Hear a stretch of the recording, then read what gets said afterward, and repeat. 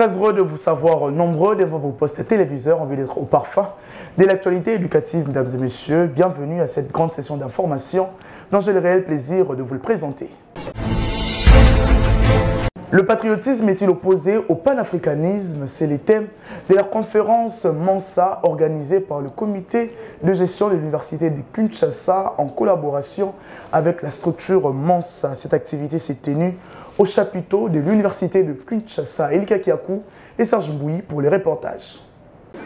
C'est par le mot d'ouverture du recteur de l'université de Kinshasa qu'a démarré cette conférence portant sur le patriotisme est-il opposé au panafricanisme, une activité organisée par l'UNIKIN en collaboration avec Mansa.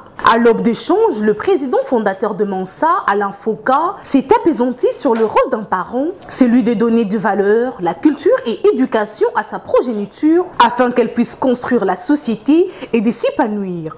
De belles impressions parce que je me rends compte que la jeunesse est intéressée, la jeunesse est décidée, la jeunesse s'interroge, elle est engagée. Quand je vois le nombre de personnes qu'il y avait ici, plusieurs milliers, je me dis c'est extraordinaire que cette jeunesse ait envie d'écouter et envie de se prendre en main. Notre but avant ça, c'est de faire que cette jeunesse soit décomplexée et prenne son destin en main. Qu'elle prenne son destin en main et crée ses propres solutions. Alors nous avons choisi un nom Mansa qui signifie un peu c'était l'homme le plus riche de la planète, que finalement on ne connaît pas, dont on n'a pas beaucoup parlé, et qui mérite qu'on lui rende, on va dire, hommage.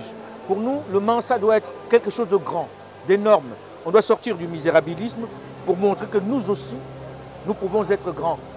Suivi de l'intervention de maître avocate Fatoumata Diarra, qui a parlé de la prise de conscience du patriotisme en appelant à l'assistance à prendre conscience en tant que peuple et africain pour conduire et faire du continent africain plus fort et uni. Après l'intervention du porte-parole des Mansa et cofondateur Domche Gilles et la contribution de certains membres, leur été aux échanges fructueux entre les participants et les intervenants du jour. Il y a lieu de signaler qu'à la fin de cette activité, le recteur de l'université de Kinshasa, le professeur ordinaire Jean-Marie Kaïmbe Toumba, a exprimé sa joie vis-à-vis de cette initiative.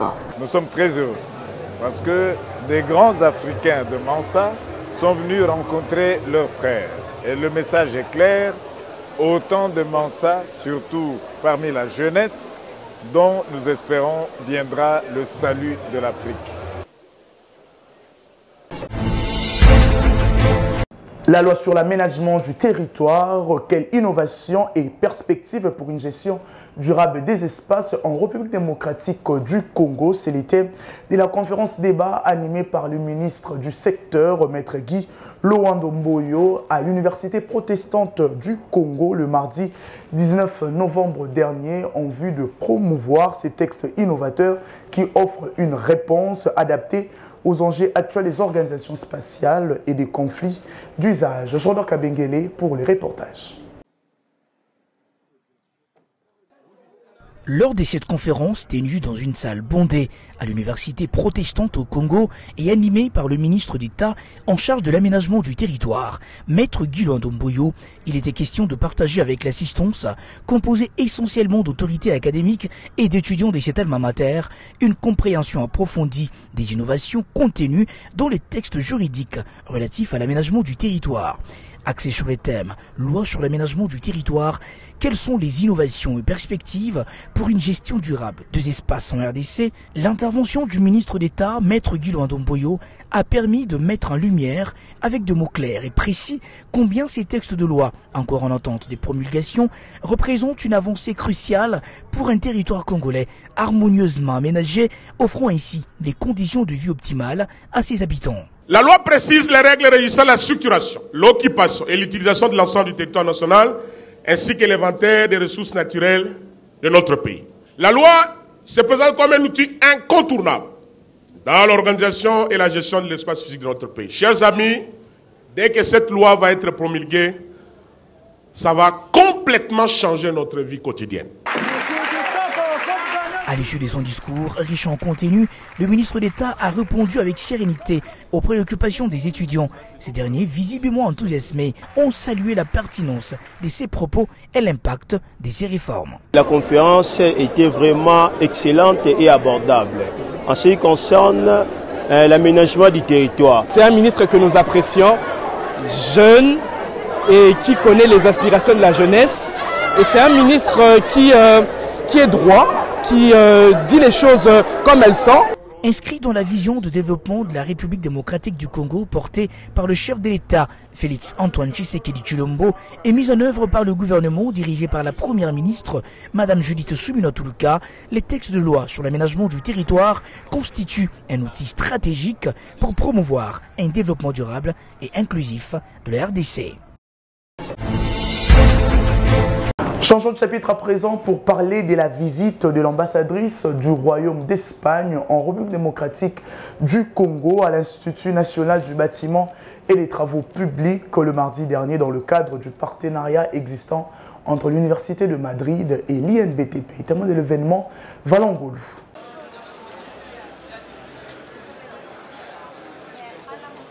L'ambassadrice du Royaume d'Espagne en République démocratique du Congo, Maria del Carmel Diez Orejas, a visité l'Institut national du bâtiment et des travaux publics, en sigle INBTP, qui dirige le professeur ingénieur Cédric Chibango Mounienze, ce mardi dernier dans le cadre de la coopération entre l'Université polytechnique de Madrid et l'INBTP.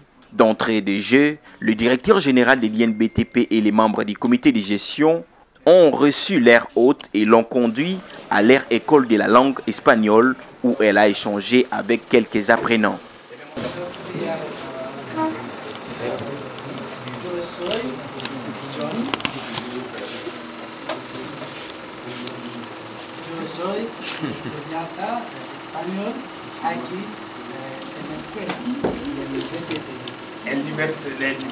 Aussitôt après, elle a échangé davantage avec l'ensemble de la communauté universitaire de l'INBTP, où elle a encouragé les étudiantes qui ont choisi l'INBTP. Par ailleurs, elle a réitéré son engagement de la coopération entre la RDC et son pays. Impression très positive, c'est ma première visite à l'INBTP. C'était quelque chose que je devais faire et je voulais faire depuis longtemps, étant donné l'étroite coopération qu'on a entre cette maison, l'INBTP et l'Université polytechnique de Madrid. Alors je voulais avec ma présence réitérer l'engagement de l'Espagne avec la RDC et surtout l'engagement de l'Université polytechnique de Madrid avec les ingénieurs congolais.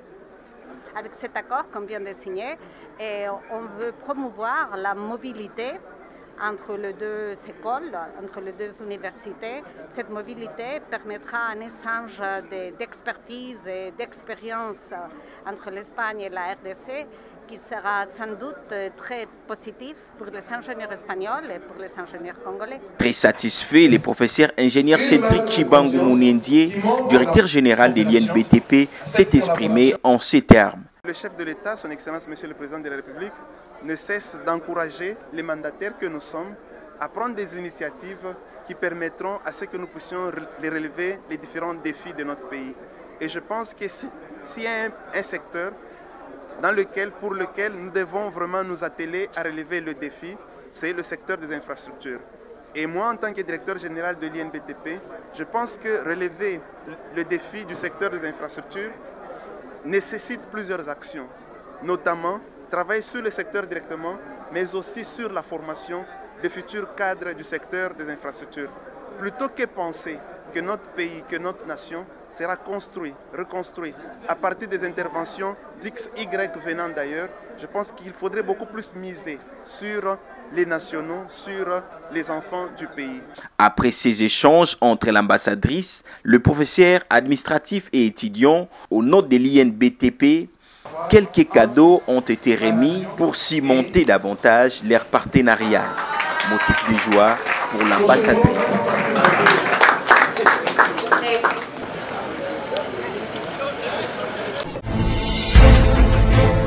Dans le chapitre des inscriptions, la Haute École de Commerce de Kinshasa continue à inscrire de nouveaux étudiants pour l'année académique 2024-2025. Suivez. La Haute École de Commerce de Kinshasa n'en a pas encore fini avec les bonnes nouvelles. Jeunes Quinois, jeunes Quinoises, Les inscriptions pour l'année académique 2024-2025 sont en cours. Désormais, en seulement quelques clics sur votre téléphone ou sur votre ordinateur portable, vous pouvez vous faire inscrire. Suivez les étapes suivantes. Numéro 1. Cliquez sur le lien heckin.opsolution.net/inscription. Numéro 2. Entrez le code à 14 chiffres de l'examen d'État. Numéro 3. Remplir le formulaire en ligne. Numéro 4. Cliquez sur Soumettre le formulaire. Numéro 5. Le système génère un bon de paiement. Numéro 6. Payer à la banque. Numéro 7. Notez correctement son identifiant pour compléter le dossier en ligne en cliquant sur hec.opsolution.net/forms. C'est simple et facile. Excellence, efficience, émergence. C'est rapide et fiable. En cas de souci, n'hésitez pas de vous adresser à nos équipes pour une assistance gratuite. La Haute École de Commerce de Kinshasa, c'est le futur de notre jeunesse. C'est l'excellence qui fera décoller la République démocratique du Congo. La Haute École de Commerce de Kinshasa, c'est le meilleur de l'enseignement supérieur et universitaire. La numérisation du processus d'inscription permet d'éviter la fraude et la corruption tout en permettant de s'inscrire en tout lieu et à tout moment. Pour plus d'informations, visitez www.heckin.ac.cd. Vous ne regretterez jamais d'avoir choisi la Haute École de Commerce de Kinshasa. Ne tardez plus, faites-vous inscrire. Approche une santé dans nos communautés, c'est les thèmes retenus pour la célébration de la journée internationale des Une Santé 2024 par la coordination de Une Santé RDC et ses partenaires. Une activité commémorative qui s'est déroulée ce mercredi au salon Congo de Pullman de Kinshasa. Valongolou pour le reportage.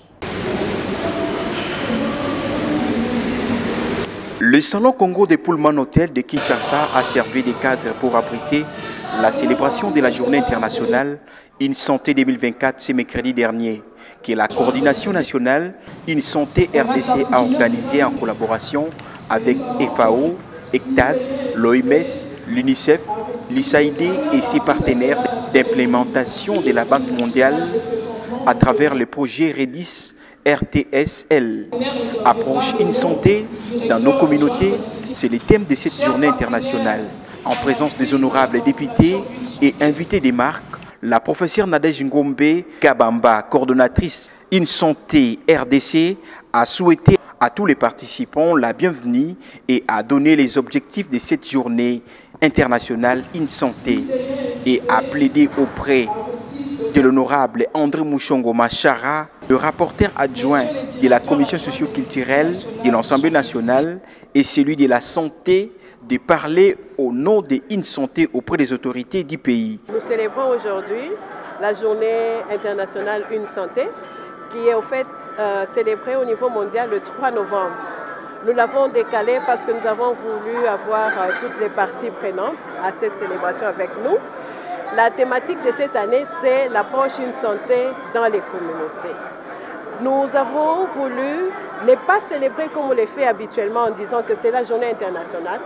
Nous avons voulu que ce soit une journée de plaidoyer. Pour ce faire, nous avons pu obtenir la présence de l'Assemblée nationale à travers le rapporteur de la commission socio-culturelle. Nous avons également eu la présence du président de la commission santé de l'Assemblée nationale et bien sûr les différents partenaires et bailleurs qui nous accompagnent toujours. Nous avons la Banque mondiale, nous avons eu l'USAID, nous avons eu la FAO et l'OMS. Alors l'approche Une Santé, c'est quoi? C'est cette approche qui doit nous permettre à ce que les différents secteurs qui sont impliqués dans la résolution des problèmes de santé publique complexes puissent mutualiser les efforts, travailler ensemble pour que la réponse soit systémique, soit complète et qu'on puisse arrêter cet événement de santé publique qui se présente à nous. Je prends les cas que nous avons actuellement, c'est la Mpox. La Mpox a été déclarée au niveau international comme étant urgence de santé publique de portée internationale et dont le foyer se trouve ici en RDC. Comme vous le savez, Avant qu'on puisse parler de la transmission sexuelle avec la MPOS, il y avait la transmission zoonotique, donc qui se passe de l'homme, de l'animal vers l'homme ou bien de l'homme vers l'animal. Ça veut dire que vous voyez déjà qu'il n'y a pas que le secteur humain qui doit s'occuper de cette problématique de la MPOX. Il faut impliquer ceux qui travaillent dans le secteur animal. Elle a par ailleurs décoré 5 partenaires des InSanté au titre champion InSanté.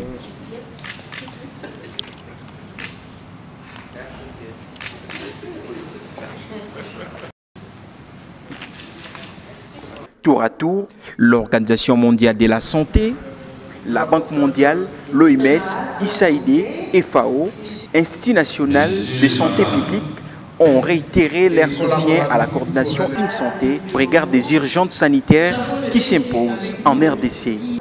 Nous devons travailler main dans la main parce que, comme les anglophones disent, divided we fall, together we stand.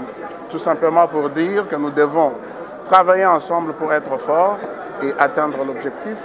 Et vous verrez que l'INSP joue un rôle capital parce que nous prenons en considération en fait tous les contours de la question de l'objectif.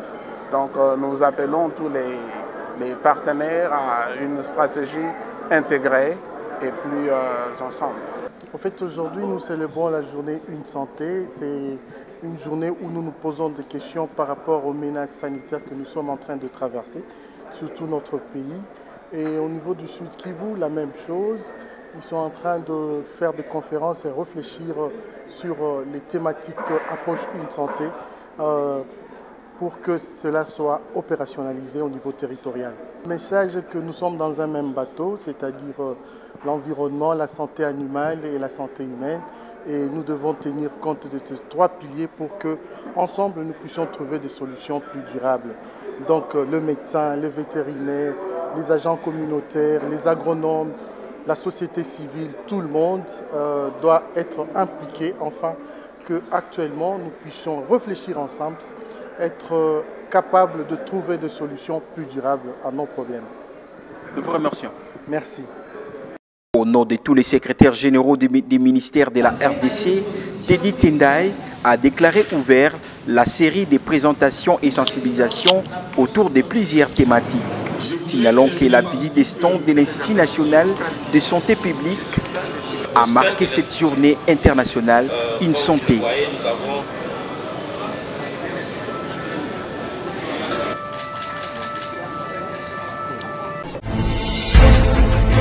L'université méthodiste John Wesley inscrit les nouveaux étudiants pour la prochaine année académique. Suivez.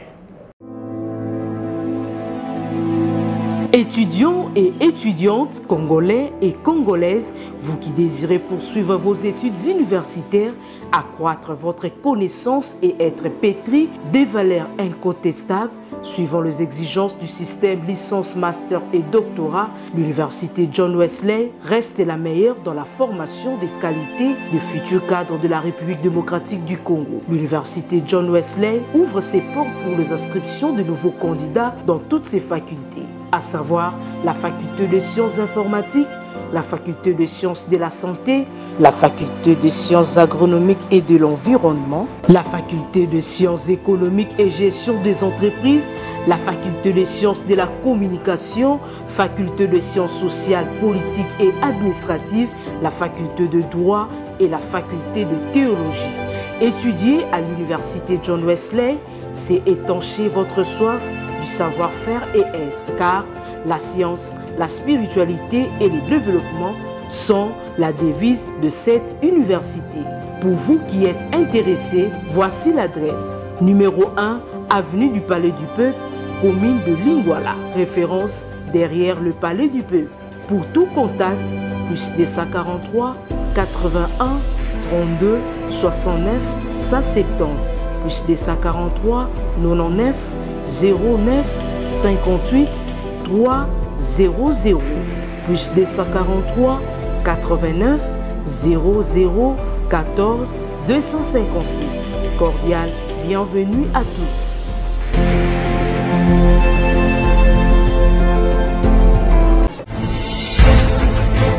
L'association sans but lucratif dénommée Action pour le développement durable organise une soirée de gala en vue de collecter le fonds pouvant soutenir le Mama Malewa qui ont participé au projet de relèvement du tissu économique des jeunes filles et femmes Malewa de la ville de Kinshasa. La dite soirée aura lieu le 6 décembre 2024. Magloire Landou pour plus de détails. C'est déjà ce 6 décembre. Alors n'hésitez pas, prenez vos billets. Le ticket bronze, vous l'achetez à 25 $, le silver à 50 $ et le gold VIP à 75 $. N'oubliez pas que c'est pour soutenir une cause noble, le relèvement du tissu socio-économique des femmes et jeunes filles Malewa de la ville-province de Kinshasa. Alors, au programme, vous aurez la découverte culinaire, la richesse, la déclinaison de différents plats congolais à travers nos différentes cultures. Vous allez découvrir les Nyota. Vous allez être emmené dans ce défilé de Tozafière et bien d'autres moments agréables à partager avec vous. N'oubliez pas, votre participation offrira le meilleur. Merci.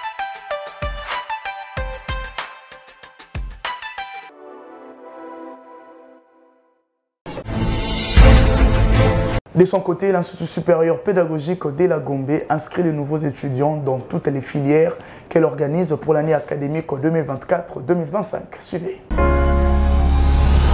Former des cadres, les élites et porteurs du changement dans la société congolaise reste une priorité pour l'Institut supérieur pédagogique de la Gombe. L'ISP Gombe, un établissement universitaire de grande renommée, inscrit les nouveaux étudiants pour l'année académique 2024-2025. Chères étudiantes et étudiants, amoureux du savoir, venez vous inscrire à l'ISP Gombe dans les filières suivantes: lettres et sciences humaines, sciences exactes, options biologie et techniques appliquées, physique-chimie, physique informatique, sciences commerciales administratives, informatique et gestion des entreprises, sciences et techniques d'accueil, options hôtellerie et restauration, accueil et tourisme. Vous avez deux possibilités d'étudier. L'ISP Gombe organise ses enseignements en 2 vacations, soir et jour, selon les normes du système licence, master et doctorat. À l'ISP Gombe, c'est la qualité et l'excellence dans tous les domaines de la formation. Nous sommes en plein centre-ville, précisément au croisement des avenues Père Boka et Kisangani dans la commune de la Gombe. Référence, Centre culturel Boboto. Hâtez-vous car les places sont limitées.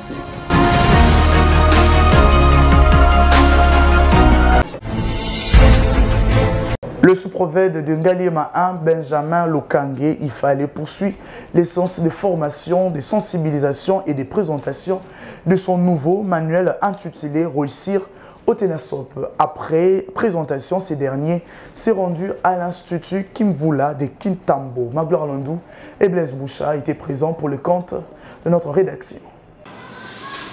Dans les buts de sensibiliser et de partager les expériences scientifiques, le sous-prophète de Ngaliema 1, Benjamin Lokange, a foulé les sols de l'Institut Kimvula dans la commune de Kitambo, où il a tenu cette formation pour parler de la réforme éducative et présenter son nouveau manuel intitulé « Réussir au Ténasospe ». Benjamin Lokange Ifale a donné la pertinence de ce manuel, tout en souhaitant l'accompagnement de professeurs pour mieux vendre et faire consommer son contenu auprès du public. Je suis ravi parce que c'est sur invitation de mon collègue de Kitambo que nous sommes là, parce que lui aussi, pendant les itinérances, il avait constaté qu'il y a un problème dans ce domaine-là.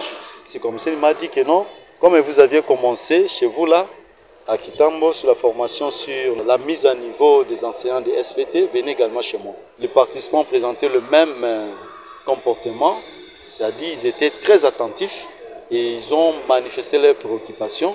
Et on a trouvé que beaucoup avaient une mauvaise compréhension du Ténasospe. On croyait que le Ténasospe, c'est un simple test d'orientation pour les enfants. Mais à côté de ce test psychologique, il y a l'évaluation des acquis scolaires.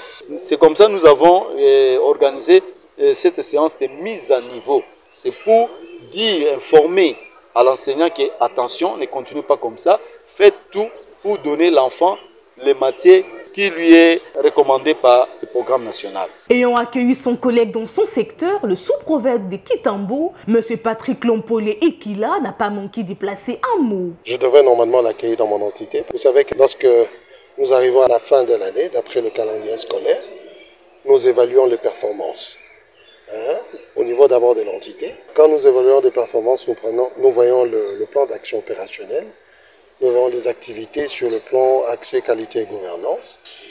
Surtout parmi les activités au niveau de la qualité, il était vraiment question qui est la continuité de la formation. Alors c'était vraiment pour moi une opportunité de l'inviter pour pouvoir former les enseignants donnant le cours de la SVT. Alors pour moi, c'est vraiment une très bonne impression parce que j'ai échangé avec lui et aujourd'hui, je lui ai vu dans la salle en train de former les enseignants. Et je pense que lors de la revue annuelle, ça pourra aussi participer à la performance au niveau surtout de mon entité.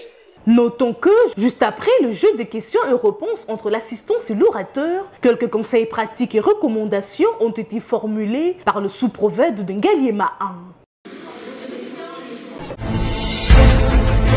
Et on prépare à cette formation, quelques participants n'ont pas manqué d'exprimer leur satisfaction. Ils étaient tous au micro de Magloire Landou et Blaise Moucha. Elle est arrivée à un point nommé. Pourquoi? Parce que c'est vrai que nous avions eu des petits soucis à un certain moment par rapport à l'explication ou encore au développement du formateur. C'était intéressant pour nous. Pourquoi? Parce que nos enfants n'étaient pas habitués à des questions du type choix multiple. Et maintenant qu'avec les nouveaux manuels qu'il nous a disponibilisés, ça nous aiderait, y compris nos apprenants, à pouvoir approcher et les connaissances qu'ils ont acquises de façon théorique et les connaissances pratiques. Ça les aiderait aussi à leur tour, même à l'absence de l'enseignant, de pouvoir bénéficier de certaines informations dont ils disposeraient déjà tout en ayant ces manuels avec eux. Je pense que c'est une bonne initiative. Chef de la sous-division de Kitambo, M. Lompolé, dans les soucis de la qualité de l'enseignement et d'accompagner les acteurs éducatifs et les autorités, a fait appel à son collègue M. Benjamin Lokangé de Ngaliema, qui est l'initiateur de beaucoup de manuels relatifs au SVT, de pouvoir venir mettre son expérience aux professeurs qui donnent le cours de SVT dans nos écoles et surtout dans la circonscription de Kitambo. C'est tout à fait normal parce qu'on doit se former à tout moment. Quand quelqu'un ne se forme pas, il est déqualifié. Et au-delà de ça, il faut encourager M. Lokangé de cette initiative parce qu'ils ne sont pas nombreux ceux qui écrivent. Alors, en écrivant et en mettant son expérience à la portée des autres, je pense que c'est une impulsion pour que l'amélioration de Tenasospe à ce niveau trouve quand même une solution et une envergure de taille pour pouvoir permettre aux enfants de pouvoir bien travailler. Voilà, c'est la fin de cette grande édition du journal. Si vous l'avez aimé, dites merci à Gucci Pembele qui était derrière la caméra pour assurer les images, Emmanuel Lema la réalisation, Magloire Landou qui a assuré toute cette édition, toujours sous la coordination de l'honorable André Mouchongo Macha. Quant à moi, je vous dis, vivez longtemps, vivez heureux et bon suite de programme à tous.